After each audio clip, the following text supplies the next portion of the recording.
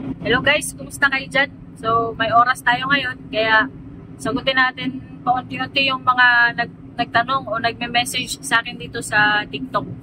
So, yun si Idol JC Shop 218. So, yun, tanong siya, sabi niya, ano daw qualification para makapasok as messman? So, sa akin, nag-apply ako, yung experience ko, 1 year experience sa domestic or inter-island na barko. Hiring sila ngayon guys sa Birdie Bulk. So bulk siya. Kasi ako nasa tanker ship ako.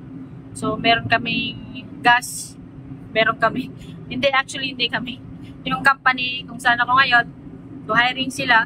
LNG, tanker, tsaka bulk. So gusto nyo mag-apply, ibibigay ko sa inyo yung Facebook page ng company.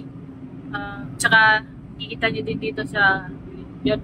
So, yun, yung experience kasi, depende yun sa company. Pero dito sa amin, dito sa company, saan ako ngayon, yun, with or without experience, tapos, preferably with waiter or steward experience.